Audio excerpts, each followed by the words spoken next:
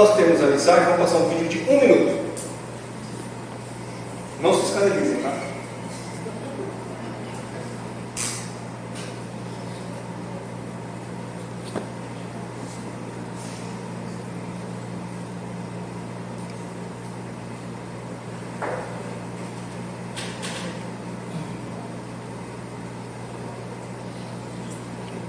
Quando elas começam a crescer, você não contou. Ela se acha dona. Eu não sei se esses episódios são verdadeiros ou não, se as pessoas são contratadas ou não. Eu nunca assisti o inteiro, só vi alguns pedaços. Mas vocês perceberam que ali o problema é relacionamento entre irmãos. E o tema é que até Caim e Abel se davam melhor do que aqueles irmãos. Nós conhecemos bem a história de Caim e Abel. E ao meditar nesse ano sobre alguns casos de família, casos como o de Caim e Abel, que foram um verdadeiro desastre, né? Outros que foram uma bênção, nós vamos ver que algumas famílias sofreram por causa do pecado. Aliás, uma coisa que ultimamente tenho lido muito, o autor do livro, de vários livros que eu estou lendo, ele sempre coloca o fator Gênesis 3 como uma consequência de tudo. Tudo começou, né, a deteriorar a partir do pecado em Gênesis 3.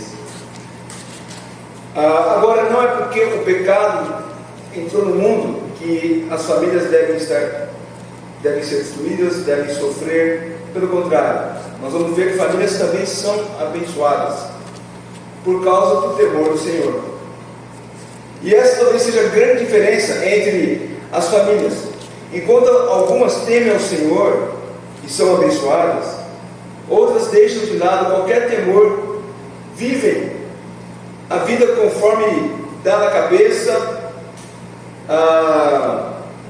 acham que Deus não tem nada a colaborar com a formação do caráter dos seus filhos, ou na sua responsabilidade como membro do lar, como irmão, como pai, como mãe, né? Alguns acham que a evolução do casamento se dá naturalmente, independente se que a família teme a Deus ou não. E assim nós temos várias famílias enfrentando uma variedade de problemas sem saber aonde, né, ou a quem recorrer. Nos nossos casos de família que nós vamos estudar esse mês, começando com Caim e Abel, que tiveram as mesmas instruções, mas os resultados foram diferentes. Até eu tinha colocado no subtítulo que é Caim e Abel, aonde a inveja pode matar. Então hoje nós vamos falar sobre Caim e Abel, não necessariamente deles em si, mas o que aconteceu. Não sei se a ordem vai ser a que eu coloquei aqui. Nós também vamos ver sobre Ofni e Finéias, criados no templo sem o temor do Senhor. André e Pedro, Tiago e João, unidos na mesma fé. Marta e Maria, Aloá e Oiobá, irmãs, mas com vidas diferentes. E se você nunca ouviu falar de Oiobá e Aloá, né? Não deixe de vir na mensagem que nós vamos ver o que aconteceu. Mas começando por Caim e Abel, quando a inveja, os ciúmes, pode até matar, como no caso matou, né? Nós conhecemos bem a história, desse primeiro homicídio narrado na Bíblia. Muitos podem se perguntar, e não é o caso único, né? Nós vamos ver outros casos. Como pode alguém matar o próprio irmão? Então, tudo bem, irmãos brigam, nós temos ali alguns episódios aí, né, naquele caso ali de família. Irmãos brigam, muitas vezes o motivo é ciúmes, porque os pais parecem que gostam mais de um que de outro, é inveja porque aquele irmão se dá melhor nas notas da escola, ou está tendo sucesso profissional, ciúmes gerado por vários fatores, mas chegar ao ponto de matar o irmão, será que é possível isso? A notícia do primeiro homicídio, conhecido como fratricídio, né? Quando mata um irmão ou uma irmã, ela, talvez quando surgiu esse primeiro homicídio aqui em Caim e Abel, talvez ele, se houvesse, né, na sociedade da época que nós temos hoje, seria tomada das páginas de jornais da época. Os telejornais estariam fazendo chamadas ao vivo, talvez percorrendo a trajetória de vida da família de Adão, como que Caim chegou a esse ponto, quem era Abel. Até mesmo uma emissora, talvez sensacionalista, tentaria uma exclusiva com Eva, né? Estamos aqui com Eva para tratar como que você se sente com a morte do seu filho. Sabe esses programas que você vê na televisão? E o repórter vai perguntar: a mãe acabou de perder o filho, como é que você se sente? Feliz da vida. Eu vou daqui a pouco fazer uma feijoada, festejar. Lógico, a pessoa está acabada. Tudo isso pela audiência, né? Mas o fato é que, depois de Gênesis 3, a porta para o mundo de pecado tomou conta da humanidade. Caim e Abel foi de fato o primeiro homicídio, mas não foi o único, e infelizmente não será o último. Eu tentei pegar uma estatística, ver quantos homicídios, né, fratricídio aconteceram ao longo dos anos. Eu não achei essa estatística, né? Mas existe alguns outros casos, mesmo a Bíblia. Vocês vão lembrar de Amon, primeiro filho de Davi. Ele violentou sua irmã Tamar, e depois o seu irmão Absalão o matou, vingou, né? Assassinou o meio-irmão pelo mal que ele causou a Tamar. Na história moderna, nós temos recentemente o ditador da Coreia do Norte, Kim Jong-un. Ele dizem que foi ele que encomendou a morte do seu irmão Kim Jong-un. Isso aconteceu em agosto de 2017. Se você procurar, você vai ver as imagens no aeroporto da Malásia. Depois que as mulheres foram presas, contrataram elas para falar que era uma pegadinha. É uma pegadinha de uma emissora de televisão. Você vai lá e só joga um spray na cara dele. E elas fizeram isso, chegaram perto dele, jogaram o spray, e 20 minutos ele estava morto. E a culpa, né, ou suspeita maior era do seu irmão, porque Kim Jong-un queria assumir o poder. E então o motivo era o poder, o domínio, a riqueza. Na mitologia romana, diz que Roma, ela se iniciou, né, quando Rômulo matou seu irmão Remo para assumir o poder, formando Roma, né? Então, infelizmente, a morte de um irmão matando o outro por raiva, por ciúmes, por algum outro motivo, não é raro, acontece. E como aconteceu com Caim e Abel. Por que Caim matou Abel? E para entender essa história de inveja e ciúmes, nós temos que voltar alguns anos atrás, aonde os seus pais, Adão e Eva, desobedeceram a palavra de Deus, desobedeceram a Deus, e assim o pecado entrou no mundo. De lá para cá, então, a desgraça só a humanidade. Talvez você não chegue a matar o seu irmão, mas talvez tenha desejado matá-lo, ou acabar com a vida dele ou dela de uma certa forma.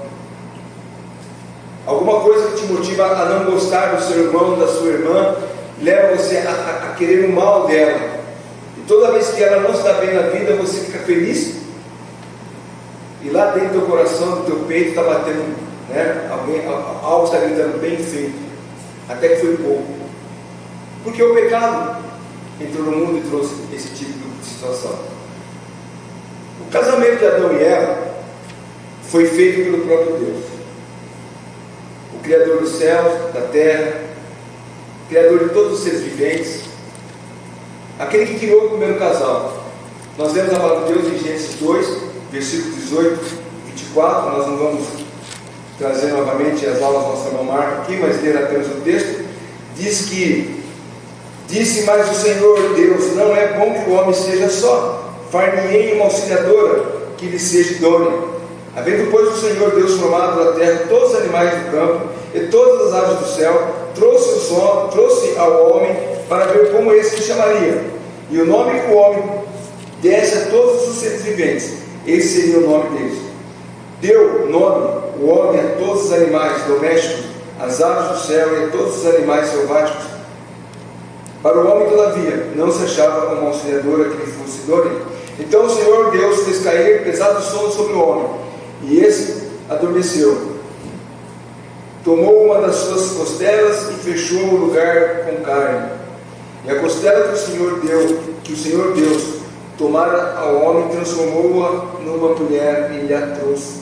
E disse o homem: essa afinal osso dos meus ossos, é carne da minha carne, chamar-se-á varoa, porquanto do varão foi tomada. Por isso deixa o homem pai e mãe, e se une a sua mulher, tornando-se os dois uma só carne. Então, o primeiro casamento foi feito no céu. Agora, o fato de Deus ter feito o primeiro casamento não era segurança de sucesso se o casal não se empenhasse em trabalhar juntos para o sucesso do casamento. E aqui vem a primeira lição: o seu casamento pode ter sido feito no céu, mas é sua responsabilidade mantê-lo na terra. Muitas pessoas, casais sofrem, muitas famílias estão sofrendo porque o casal está em pé de guerra, está sempre um contra o outro, e na intimidade ali, no momento só, a pessoa, o marido pergunta, ou a esposa pergunta: por que chegamos aqui? Não foi Deus que nos apresentou? Nós não buscamos a presença de Deus? Nós não oramos a Deus? Eu lembro quando era jovem, orava a Deus por uma esposa. Quando era moço, orava para que Deus me desse um marido fiel a Ele. O nosso casamento foi Deus que fez. Agora, se muitos casais passando por problemas, que têm a consciência que foi Deus que fez o casamento, ou foi Deus que estava presente naquela união, sofrem. Imagine aqueles que fizeram com rebelião a Deus. Não, eu quero a minha esposa, eu quero o meu esposo. Não, na igreja não tem ninguém que é bom para mim, eu vou buscar lá no mundo. Imagine a cabeça dessa pessoa que conhece o princípio da palavra de Deus e vai buscar uma esposa, um esposo lá no mundo.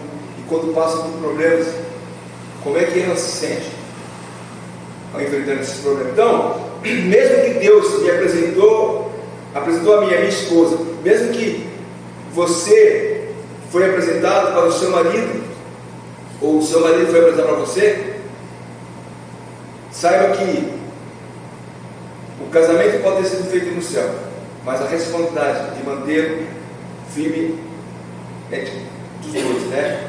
É sua responsabilidade mantê-lo na terra. O princípio para isso é um só: submeter-se à vontade de Deus. Homem e mulher, ambos são responsáveis pelo sucesso ou fracasso do seu casamento. Nunca o culpado é um. Os dois são culpados. Aqueles casamentos que estão ruindo, aqueles casamentos que estão passando por dificuldades, por turbulências, não tente colocar a culpa no marido, não tente botar a culpa na esposa. Os dois são culpados, ou porque trabalha muito, ou porque é folgado demais, ou porque não colabora na casa, ou por isso, por aquilo, mas os dois têm culpa nos problemas que enfrentam. Então, isso passa pela falta de submissão à palavra de Deus. A sociedade nossa está contaminada por princípios antibíblicos dentro dos casamentos. Você não assiste um filme, uma série que não tenha pelo menos 3 elementos: infidelidade conjugal, união homossexual, né? E também disputa dentro do próprio casamento. Todos eles passam. Você pode pegar qualquer série, qualquer filme, vai estar lá embutido isso. E não é de hoje, não precisa nem falar das novelas da Globo, né? O que tem acontecido. E parece que os crentes estão absorvendo isso, estão se alimentando disso, esquecendo a palavra de Deus. Quando a palavra de Deus diz para o marido amar a esposa ser obediente, né? Submissa ao marido, não, mas isso é coisa antiquada, imagina. Onde já se viu hoje ser assim? A falta de submissão à palavra de Deus tem trazido desgraça e ruína aos casamentos. No caso de Adão e Eva, eles desobedeceram a Deus na instrução básica. Todos nós conhecemos qual foi aquilo que Deus havia dado a eles, né? Que eles tinham liberdade de comer todo o fruto do jardim, menos o fruto do conhecimento do bem e do mal. O que eles fizeram? Comeram do fruto. Desobedeceram a Deus. O pecado entrou no mundo, e por causa do pecado, o homem é capaz de fazer qualquer coisa, inclusive matar o próprio irmão. Ontem eu estava vendo um pedaço de reportagem, não assisti tudo, estava fazendo outra coisa, TV ligada, quando chamou aquela matéria, eu parei para ver, acho que foi ontem, no almoço, ou sexta-feira, na casa da jogadora de vôlei Valeuska, né? A disputa pelo patrimônio dela, em torno de 40 milhões de reais, e a suspeita de que o marido tenha feito, né, cometido, ela caiu do 17º andar, então pode ele ter feito isso, enfim. Mas a ganância e a disputa pelo dinheiro da família, os pais dela entrando com ação contra o marido, porque eles têm direito a parte dessa herança. Então o ser humano, depois do pecado, ele pode fazer qualquer coisa. Ele pode estar, no caso dessa jogadora, né, talvez a harmonia na família do casal, com os pais dela, era excelente. Mas bastou ela morrer que a disputa pelo dinheiro surgiu, e aí começou então a odiar um ao outro. O fato é esse: o pecado entrou no mundo, e por causa do pecado, o ser humano é capaz de fazer qualquer coisa. Caim e Abel, eles nasceram pós-pecado. Nós lemos que eles vieram a ser gerados, como acabamos de ler aqui em Gênesis 4, eles nasceram depois do pecado. Eles cresceram sem a presença direta e diária de Deus, quando Deus todos os dias buscava Adão e buscava Eva no jardim para ter comunhão com eles. Eles não tinham mais a presença de Deus diária e constante. Quando Deus vinha todas as tardes ter com seus pais, agora, por causa do pecado, nem Deus, nem o Éden. Caim e Abel apenas ficaram sabendo de como que era a vida antes do pecado. Seus pais provavelmente contaram para eles tudo o que aconteceu, como que era o jardim, como que era ter aquela comunhão diária com Deus. Nossas famílias também são assim. Os pais precisam falar para os seus filhos sobre como o pecado os separou da presença de Deus. Os pais têm que contar para os seus filhos como é que eles se converteram. Tem alguns pais que acham que os filhos vão adivinhar que eles como é que eles se tornaram crentes, ou acharam que eles já eram crentes desde quando nasceram. Então é bom para os pais contar para os filhos como é que Deus alcançou. Pode até mesmo ser que você nasceu dentro de uma igreja evangélica, mas teve um momento em que você precisou ter um encontro pessoal com Cristo. Então o pai, a mãe precisam falar com os seus filhos a respeito de como essa conversão aconteceu. Adão e Eva provavelmente conversaram com Caim e Abel, como que era lindo o jardim, como que era gostoso aquela comunhão diária com Deus, mas tudo se perdeu por causa do pecado. Como que Deus também, mesmo por causa do pecado, Deus manifestou graça por eles ao matar aquele cordeiro inocente, preparando-lhes vestimenta. Tudo isso Caim e Abel cresceu ouvindo. Embora eles não tivessem na época a influência da televisão, da internet, Caim e Abel não tinham primos, tios ou qualquer outra coisa que pudesse influenciá-los de maneira negativa. Eles tinham aquilo que todos nós adquirimos quando nascemos: o pecado. Muitos pais falam: meu filho é assim por causa do primo. Ele era fulano, por isso ele é assim. E de fato, muitas pessoas podem levar alguém por um caminho ruim. Ele é assim porque ele fica o dia inteiro na internet. De fato, a internet pode destruir o caráter de uma pessoa. Mas existe um elemento que está lá no coração de cada um dos nossos filhos, que é o pecado. E o pecado ele pode ser muitas vezes estimulado por um primo, por um parente, por um tio, por um colega de trabalho, por um colega de escola, pela televisão. Mas o pecado está ali. Então, tanto Caim como Abel, eles não podiam culpar o meio. Sabe aquela história que eu acabei de falar, né? Ele é assim por causa dos amigos. Ou ele é assim porque aquele primo leva para o mau caminho. Eu já vi histórias de pais dando essa desculpa: não, meu filho é assim porque ele era aquele menino. Aí descobriu que aquele menino é ruim porque o filho influenciou o menino ruim. Não foi o contrário, né? Não é o Pedro que é ruim porque anda com o Henrique. É o Henrique que é ruim porque anda com o Pedro. O Pedro influenciou de maneira negativa. E o pai fica chocado: eu não sabia que meu filho era assim. Por Porque muitas vezes está preocupado com a sua própria vida. Às vezes no desejo de querer, e é algo honrado, né? É algo correto. Eu tenho que trabalhar para sustentar minha família, mas se dedica tanto ao trabalho que esquece dos filhos. E os filhos se perdem, porque o pecado tomou conta. O pai, a mãe não teve cuidado de instruir o filho no caminho do Senhor, como a palavra de Deus diz, e por isso ele acaba tomando suas próprias decisões, seguindo seus próprios caminhos, e ali então, como a semente do pecado está no coração, não precisa de muita coisa para poder conseguir se afastar dos caminhos de Deus. Então, tanto Caim como Abel, eles não podiam culpar o meio. Caim e Abel não podiam falar de um primo, de um tio, de um programa de televisão.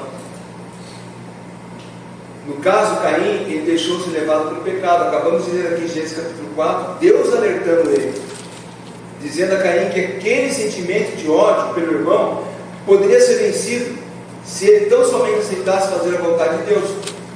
Quando Deus chama Caim, antes de Caim matar Abel, versículo 8 diz, Deus olha para Caim,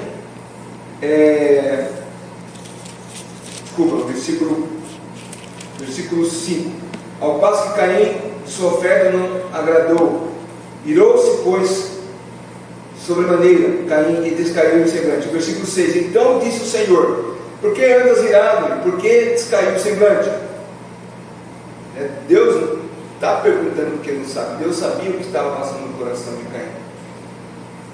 E Deus oferece a ele: se proceder bem, não é correto, não é certo que serás aceito. Se todavia proceder mal, eis que o pecado já transporta. O seu desejo será contra ti, mas cabe a ti dominá-lo. Ou seja, Deus está dizendo a Caim, eu sei que está no teu coração, eu sei que você deseja, mas você tem que dominar isso. Você não pode deixar esse ódio, essa raiva, essa inveja pelo seu irmão. Você não pode deixar isso levar, às vezes de fato, ao ponto de querer matar o seu irmão.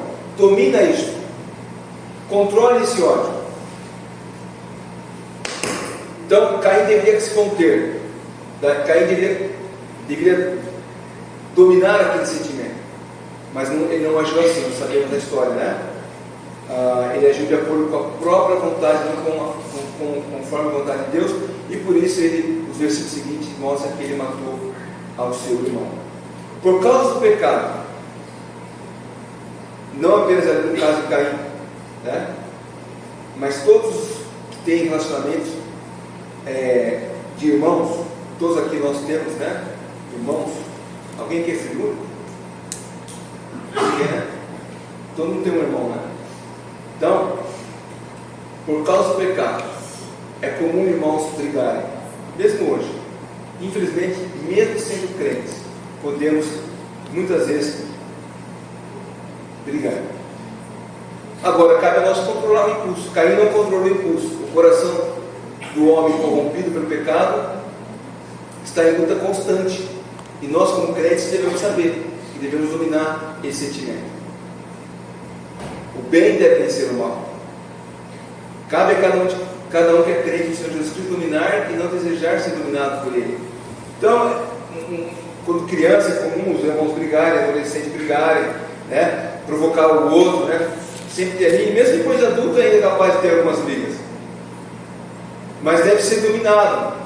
Nós não podemos, ao professar Cristo como Salvador, muito mais ainda devemos deixar o Espírito Santo dominar nossas vidas, a fim de que não venhamos a criar esse atrito contra os nossos irmãos. O que leva muitos irmãos a terem desavenças é os ciúmes, é a inveja, é o ódio. E existe diferença entre a palavra ciúmes e inveja. São emoções distintas. De maneira resumida, a inveja é uma reação às vantagens ou posse de outra pessoa. Então, meu irmão adquiriu alguma coisa, eu fiquei com inveja dele. Ao invés de eu trabalhar para adquirir também, oferecer algo melhor, numa disputa, vamos dizer, sadia, eu começo a ter inveja dele. E até torço para que aquilo que ele adquiriu possa quebrar. O ciúme já é uma reação ou uma ameaça percebida de que vai perder algo ou alguém que te pertence, né? Regra geral, uma pessoa com quem se tem um relacionamento especial. Então, quando um filho, por exemplo, percebe que o pai dá mais atenção para o irmão, ele começa a ter ciúmes, porque ele está percebendo que está perdendo a atenção do pai. Às vezes também de maneira inconsciente os pais fazem isso, mas isso gera ciúmes naquela criança, ou naquele jovem, no adolescente. O sentimento está perdendo, né? Meu pai não gosta mais de mim, meu pai gosta mais do meu irmão, da minha irmã. Isso pode gerar certos ciúmes. No caso de Caim, ele pode ter tido inveja de Abel, porque Deus aceitou a oferta de Abel, né? Então ele sentiu inveja, mas ao mesmo tempo ciúmes. Por quê? Porque aqui o texto diz que Deus agradou mais da oferta de Abel do que de Caim. Então, talvez no seu coração, na sua mente, diz: Deus gosta mais de Abel do que de mim. E isso levou ele então a desejar a matar o seu irmão. Aliás, Caim ele completou o ciclo que Tiago, capítulo 1, versículo 12 a 15 nos fala, que é o ciclo do pecado, né? Tiago nos escreve assim, lá no capítulo 1, versículo 12 a 15: Bem-aventurado o homem que suporta com perseverança a aprovação, porque depois de ter sido aprovado, receberá a coroa da vida, a qual o Senhor prometeu aos que o amam. Ninguém, ao ser tentado, diga: sou tentado por Deus, porque Deus não pode ser tentado pelo mal, e Ele mesmo ninguém tenta. Ao contrário, cada um é tentado pela sua própria cobiça, quando essa o atrai e seduz. Então a cobiça, depois de haver concebido, dá à luz o pecado. O pecado, uma vez consumado, gera a morte. Então esse é o ciclo do pecado. A pessoa, ela passa a imaginar, ela passa a desejar, ela passa a intentar no coração algo. Aqui no caso, ele está falando de uma pessoa que, pela própria cobiça, isso o atrai, seduz: eu quero isso para mim, eu mereço isso, e ele vai atrás daquilo, mesmo sabendo que é errado, e ele cai em pecado. O pecado gera a morte. E aqui no caso, no caso de Caim, foi a morte física de Abel, mas muitas vezes a morte espiritual daquela pessoa. Uma coisa que nós temos que entender é que os nossos filhos não são perfeitos, assim como nossos pais também não são perfeitos. Você não é perfeito, o seu irmão não é perfeito. E por mais que os irmãos se dão bem, e nós vamos ver ao longo do mês alguns exemplos, são seres autônomos, né? Independentes, têm opiniões diferentes, têm gosto diferente. E saber respeitar as diferenças entre os irmãos é o primeiro passo para um convívio familiar em harmonia. Seu irmão não pensa igual a você, sua irmã não pensa igual a você, ela não gosta das mesmas coisas que você gosta. Temos que aprender a respeitar as diferenças.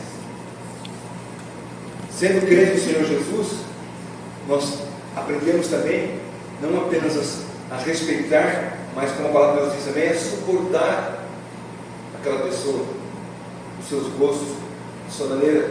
É muito comum no lar, dois irmãos, um é mais dedicado ao estudo, o outro não é tanto. E o mais dedicado ao estudo não tira tão boas notas quanto o que é menos dedicado. Aquele que não é dedicado ao estudo, parece que ele pega no ar aquilo que está sendo ensinado, e na hora da prova ele vai melhor do que o outro que estuda bastante. Isso pode gerar uns ciúmes, uma briga entre eles. E não deveria ser assim, porque os dois são diferentes. E aí então temos que aprender a conviver um com os outros, sabendo que o perdão faz parte da vida familiar entre irmãos. Se o seu irmão errou com você, você deve perdoar, ou você deve pedir perdão, né?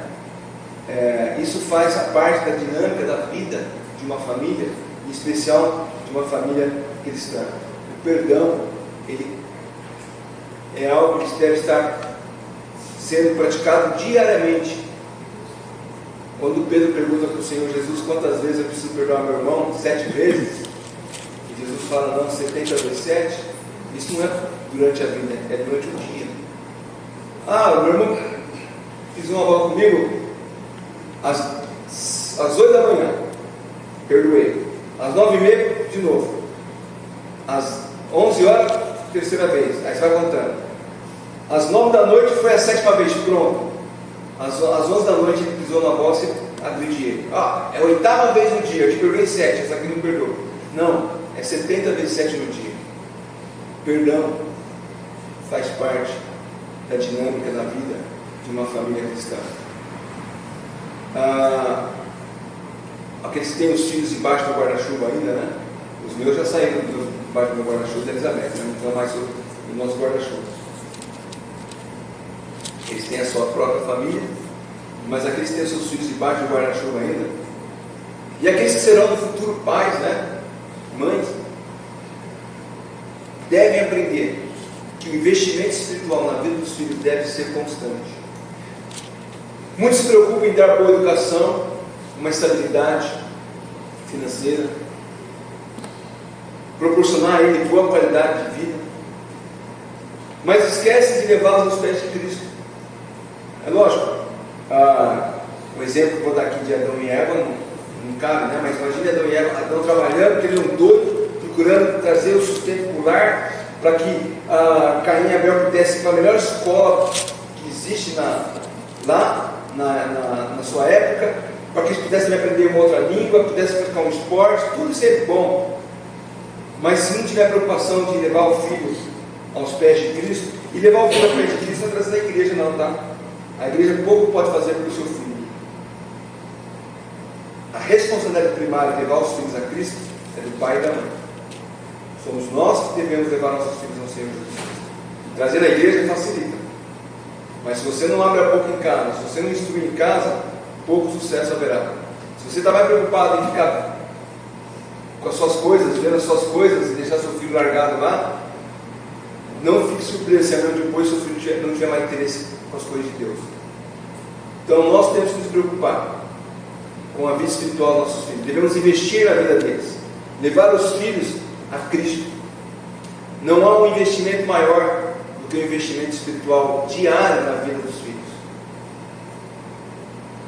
Se você for pensar que achar que trazer o filho na igreja já é o suficiente, eu fiz uma continha aqui. Se seu filho dorme 8 horas por dia, geralmente adolescente dorme mais, né? Mas vamos colocar 8 horas por dia, ele vai ter 112 horas da semana acordado. Se a minha conta está certa, 112 horas da semana ele está acordado, né? Então o dia tem 24 horas, ele dorme 8, sobra 16, isso? Então 16 vezes 7, 112. Se ele vem na igreja de manhã e à noite, são 4 horas por semana de instrução espiritual, contra 108 horas que serão preenchidas pelos amigos do bairro, pela escola, pela TV, pela internet e outras coisas. Então, dessas 112 horas, você estará investindo apenas 3,5% do tempo para que Deus trabalhe na vida do seu filho. O diabo terá 96,5% do tempo para influenciar seus filhos na escola, na rua, ou mesmo dentro do seu próprio lar, deixando ele à vontade. Se você então não estiver disposto a equilibrar o jogo e ter um tempo diário com o seu filho, e aqui não é perder tempo, é investir tempo, você vai perder de goleada. Então, que tal começar a investir pelo menos 1 hora por dia na vida do seu filho?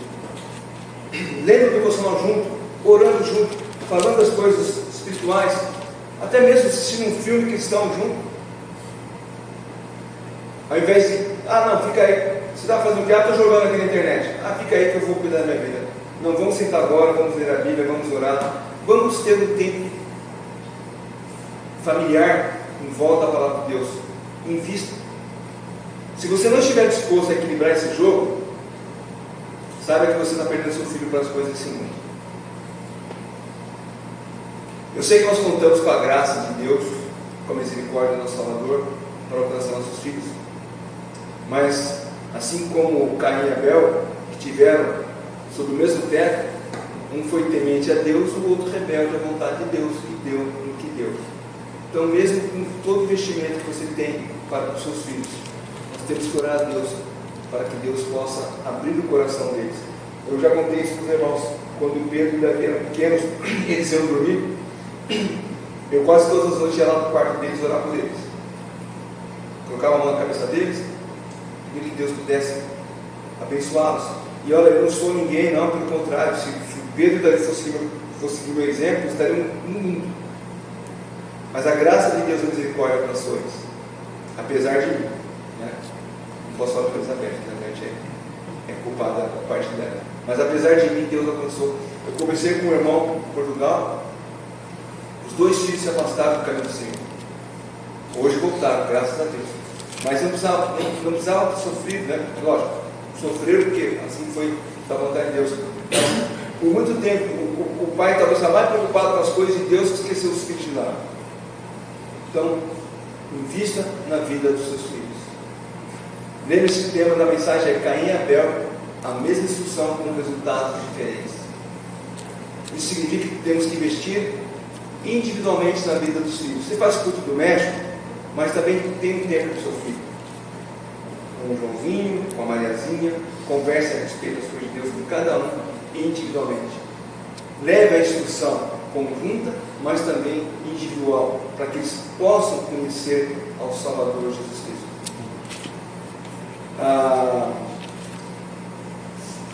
Tem um ditado que diz que cada um é cada um, né?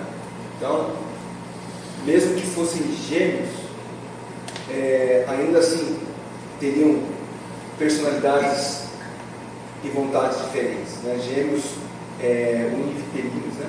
Que é cara um fosse do outro, né? Mas é gêmeo gerado, né? Aquele que se não olha assim não vê diferença entre um e o outro. Mas a mãe fala, eu sei quem é João e sei quem é o Pedro. Porque o comportamento, o jeito de ser, a maneira de falar. Porque mesmo sendo idênticos, tem personalidade e vontade diferente. Então, é necessário investir tempo na vida dos nossos filhos, para que os resultados sejam satisfatórios. Lembre-se, os resultados da vida de Caim e Abel foram diferentes, e eles foram lembrados por causa disso. É interessante notar, né? A história não terminou ali. 1 João 3,12 fala, e Judas 1:11-12 fala do caminho de Caim. Os dois textos mencionam de maneira negativa. Lá primeiro, lendo 1 João 3,12,